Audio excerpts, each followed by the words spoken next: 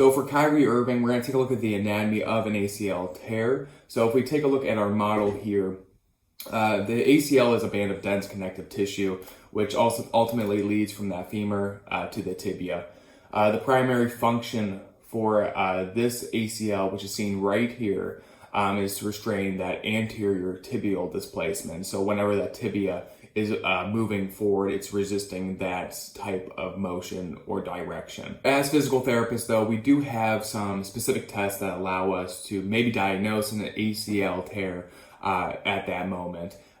We have two that include the anterior drawer test as well as Lachman's test, which Lachman's is considered the gold standard. So if we take a look at our model here, I'm going to review kind of what we would do for this specific test here. So for the anterior drawer, the patient would lay supine or on their back, and their knee would be flexed to about 90 degrees.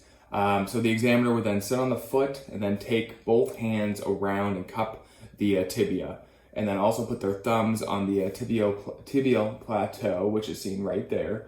And then the examiner will pull anteriorly or forward and see what kind of laxity or how much movement there is, which would indicate if that ACL is intact or if it's torn. They would take a look at that test and then obviously compare it to the opposite side, which goes along with Lachman's test as well. So for Lachman's test, once again, the patients will be supine as well. It'll be in about 30 degrees of knee flexion. And then you're going to stabilize the femur just above the knee over here. And then they will also cup the tibia and fibula under the knee and provide it as well as an anterior directed force and just to see how much laxity there is as well compared to the other side.